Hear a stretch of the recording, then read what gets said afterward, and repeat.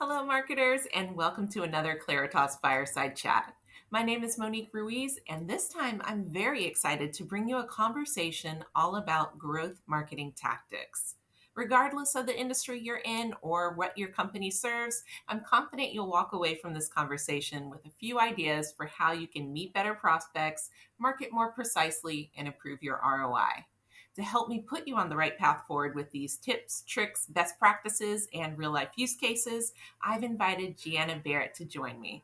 Jeanna is the founder and chief marketing expert for First Page, which is a global growth marketing agency that partners with product led companies to achieve high volume, sustainable growth. Jeanna, welcome. How are you? Hello. Nice to be here. Thanks for having me. Of course, we're very glad to have you. So, you and I have been talking for a few months now trying to organize this chat. So, I'm glad that the day Yeah. has finally come that we can sit Yeah. together and impart some wisdom on our audience. But Yes. let me go ahead and start off by asking you to tell us a little bit about yourself in First Page. You have a really interesting background, and I'm sure our viewers would love to know more about that. Yeah. As you introduced me, I'm Gianna. I'm the founder of First Page. We refer to ourselves as FPS, so I'll probably be abbreviating it later in the fireside chat. But our niche is doing growth marketing for product led businesses. Our passion internally is empowering people to thrive beyond the traditional agency 9 to 5 office. That's really why I started the business and left my quote unquote career in San Francisco. And I really just wanted a way to do really great work within the boundaries and timeline that made sense for my lifestyle and the location. Right. So I moved to Central America about 7 years ago and started First Page and have grown it into be a global company. We are about 40 people now. We were remote before COVID, which has been really fascinating to watch the various conflicting conversations around remote work and remote culture happen since then. But yeah, that's our story. Awesome. So, as a growth marketing agency, you guys work with clients across all kinds of industries and help them turn leads into customers in addition to kind of other highly sought after services. But are Mhm. there any key steps that you would suggest all companies incorporate into their strategy to ensure growth? Yeah, so three big ones that I think would be my best recommendation is first is to really make sure that you don't neglect SEO. A good growth strategy incorporates both paid ads to bring people in quickly in the short term if you need to drive high volume growth or traffic quickly. But you should be working on a long term SEO strategy to make sure that your brand is also on the first page of Google, Yep. which is where our name came from. But the second is don't silo your marketing channels. So if you bring in outside help from an agency, or even if you're all internal working together in SEO, growth, content, email, or any marketing channels, you should always find a company or within your team that wants to fully integrate and work side by side as an entire marketing team, because Mhm. that's where the power of growth marketing comes in. It's not SEO sitting in a silo off to itself. And channels are not successful when they sit inside a vacuum, because you Right. really have to collectively think about what is that customer journey, where are the conversion points on your website, the messaging should all align. So really it's important to make sure that your teams are working together. And then the third is that your marketing and content and communication really should be authentic. So the best marketers out there, the best brands, they're starting with really spending time to understand their customer, build the personas, understand online habits and the problems that their customer needs to solve. And that's where you can really authentically create content or solve or bring your customers into your website. Hmm. So, from your observations, whether it's been with clients who've kind of come to you for assistance or just seeing how others try to navigate a path to success, are there areas of growth marketing that businesses tend to forget about? Yes. So we see this a lot. The number one, I just talked to a brand this week and it's shocking to me this still happens, but the most neglected is SEO. And Mm, it's core to what we do at First Page. And we believe really strongly in it. And I still see brands that either are investing really low, like they think that their SEO budget should be $5,000, or they're looking to hire an SEO agency for $5,000, or they're just forgetting to do it at all. They're building an entire website. They're not having an SEO person look at all at the structure of their website or their landing pages or all the content on the website. And it's just a huge miss. It's such a fail because you could be doing really small amount of work to bring in business without even working on it if you're on the first page of Google, right? So Mm-hmm. yeah, so SEO for sure. Okay. Okay. And then on the flip side, are there certain areas of the marketing spectrum that you find businesses spend too much time worrying about? Yeah, I think that businesses, especially small businesses, even sometimes the really big brands, are overly focused on social media. This probably might be an unpopular opinion, but specifically Facebook. And unless Okay. you're doing paid ads on those platforms, you're communicating within a circle of people that already chose to follow your brand. And you're not reaching a new group of people. And these channels require just an incredible amount of resources to create content for every channel every single day. For every emerging channel that comes out, we all see, TikTok came out, and now every brand has to create TikTok content Yeah. and Pinterest content, Instagram content. So unless I would put more budget and resources into making sure that you have ads on those platforms and are not just trying to organically like talk to people that have Mm-hmm. already chosen to follow you, Yep. because ads is what's going to help you, like, yeah, bring in new people. Yeah. That's great advice. I would agree with that.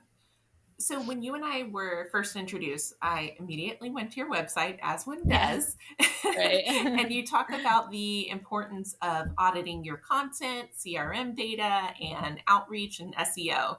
What do you Hmm. mean by that? What does an audit entail? And Yeah. is there a rule of thumb for how often you should engage in this exercise? Yeah. So we do audits at the beginning of when we work with any brand, and Okay. then biannually and yearly as we work, continuously. Some of our clients have been around for 6 years with us. They're performed by our organic channel growth team, and the content and SEO team are specifically looking at a couple different signals in those. You can usually use like a standard set of content and SEO tools to help you look at those signals, right? So Google Analytics, Ahrefs, SEMrush, whatever your tool set is for content and SEO. But we usually look at how is our content ranking, what keywords is it ranking for, what backlinks does it have or not have, how many sites are linking to it, what sites are linking to it, what is its competition in Google, what other pages are ranking around it, and what does that content look like, what traffic is it getting or not, right? Because you a lot of times have low performing content. Where the conversion points within the content, so where are your CTAs, what are they saying, what are people clicking, how far are people scrolling on the page. This requires usually like a heat map or scroll depth tool. What's the bounce rate, and various other signals. Yeah. Like those are Yeah. kind of just the most important ones. And then we also look at archiving or rewriting poor performing content. Okay. And we'll often see our website or other websites perform better once low quality content is archived or rewritten. Okay. Yeah, I'm going to ask you about that a little bit later. Okay. But so, actually, the next question, really, you Yeah. and I, Okay. we both know that marketers, they're plagued with all sorts of challenges, Yeah. unfortunately. And one of the challenge, maybe the one that most of us have experienced at one point in time, is just it's seeing that content that we've worked so hard on creating or promoting, it just underperforms. So, Hmm. what kind of tactics have you seen work for repurposing content? Yeah, so we have our beautifully brilliant head of inbound marketing who works on the growth side of our agency, has kind of coined her own term here that we use across our agency, and it's something that we called ROPS, ROPS, which stands for rework, optimize, publish, and share, or republish and reshare. So it's a process that we use to basically refresh, republish, and reuse content that is low performing, And by refreshing a blog or rewriting a blog, we're giving it a facelift basically by looking at all those signals of how it's not performing, Hmm. thinking about the ways that it could perform better, rewriting it. Maybe information has changed since the first time it was written. Maybe you need to update links or Right. a position on something. And when we republish it and give it a facelift, you're basically resurfacing that blog to Google and giving it another chance to extend the life of the content, for it to perform better, to get additional traffic. And it takes less time to do all this than it does to write a new blog, right? So Okay. we have a set way to go back and make sure that we're evaluating our content in this way, so that it's not just written 2 years ago, forgotten about, buried at the bottom of a website. Because when you invest in a blog, as every marketer knows, I mean, they're minimum like $500 to $600 a piece. And so it's a lot of money just to like Hmm. leave on a website and not perform well. So we use the ROPS process thanks to our head of inbound. I love that. Yeah, that's great advice, especially because, it does take so much time to do these things, anyways. And a lot of marketers, as time goes on, budgets get smaller, you're tasked with more to do. So to be able to refresh your content, that is a perfect way, effective way to do things. And I'm going to ask you more about that later on, too. Yeah, So, sure. measurement, that's one area of the marketing spectrum that we at Claritas place a lot of emphasis on with our clients, but we know it's often overlooked with businesses. So, how do you help keep clients tracking their campaign success? Yeah, so we can consider ourselves a data-driven growth marketing agency, which data-driven is a little bit jargony at this point in the marketing world. But what that means to us is data is like core to everything we do. Before we even start working with any brand, we do an audit of Google Analytics and Google Tag Manager.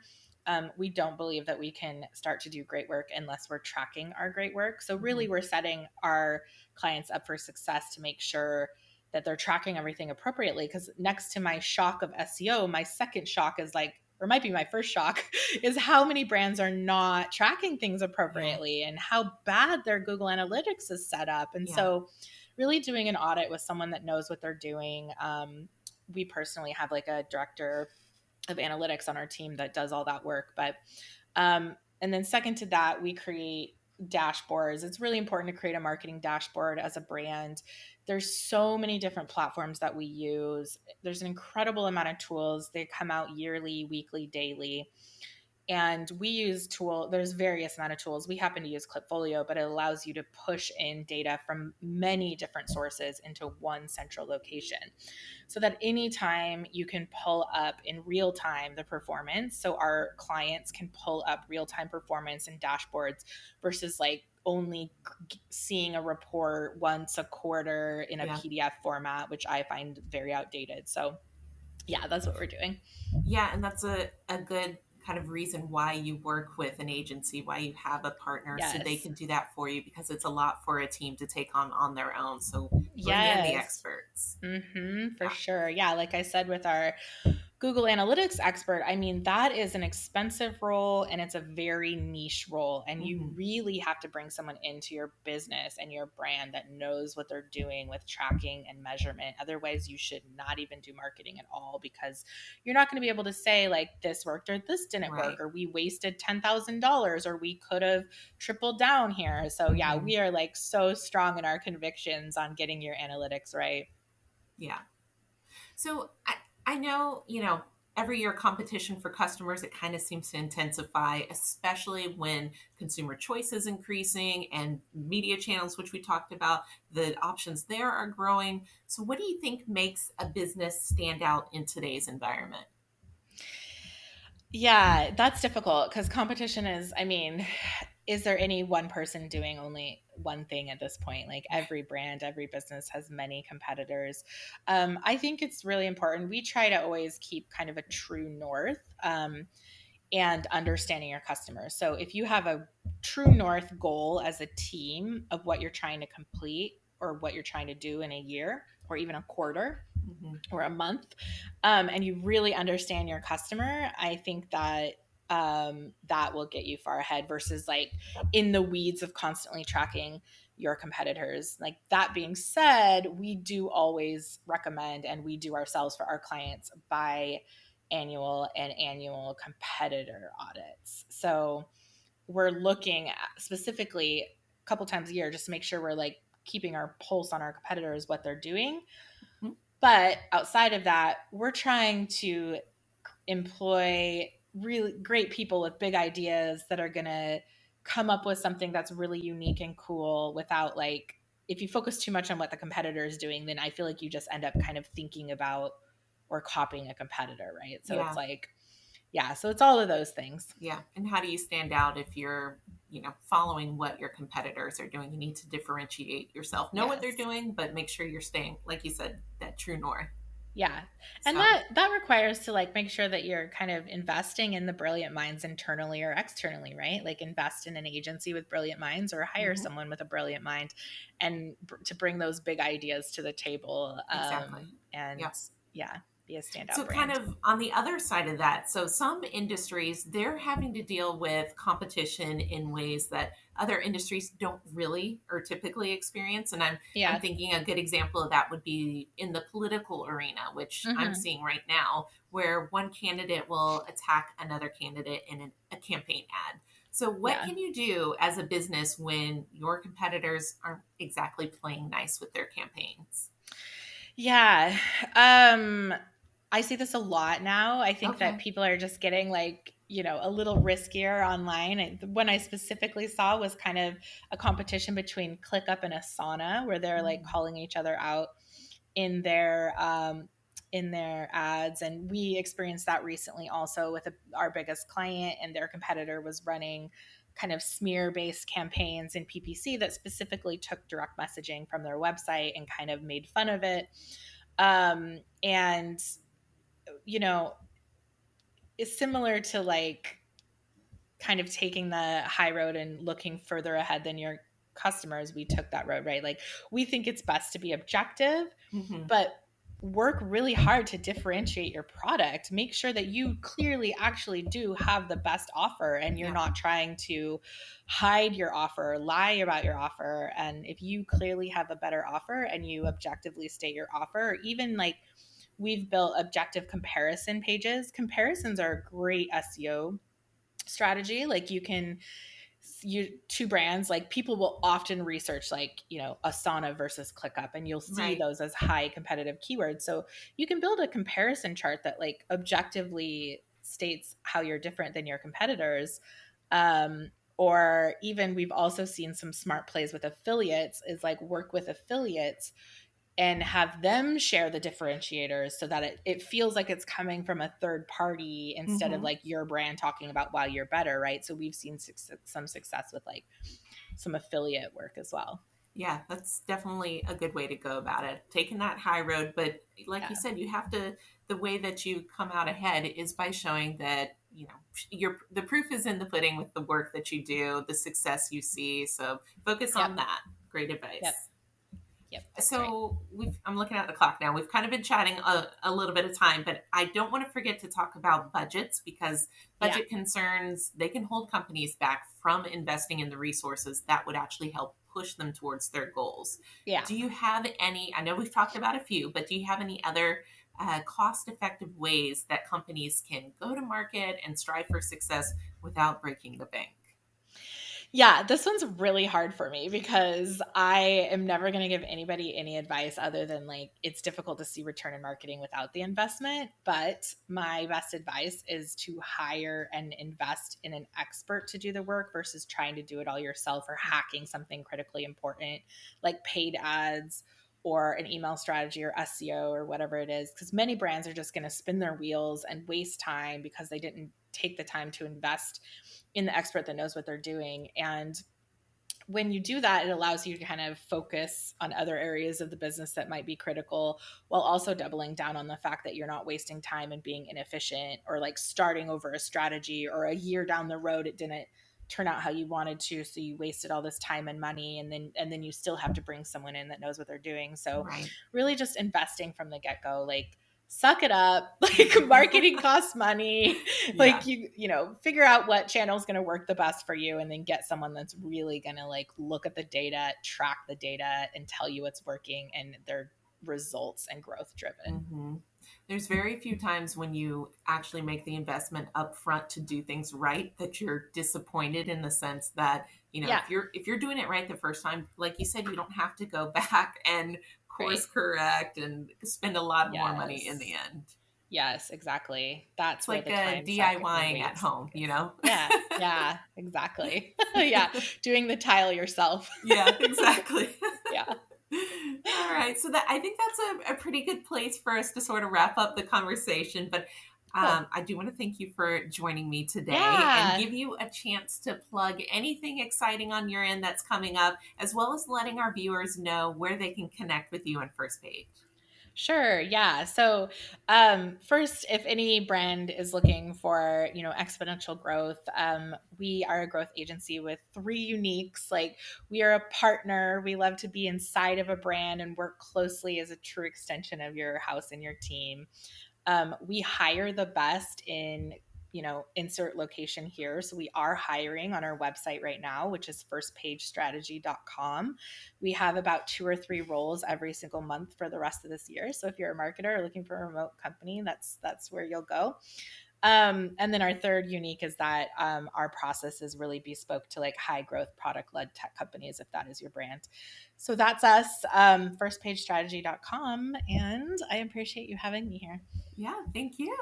So we'll go ahead and link what we can in the description box. If you're watching this at home, make sure to check that out. And thanks again, Gianna. Thank you. So we hope those of you watching at home picked up a few useful tips on how to improve your growth marketing efforts. If you want to know more, of course, check out those links below, and you can always connect with us here at Claritas by visiting our website, www.claritas.com. And with that said, we'll see you next time with another Fireside Chat. Bye now.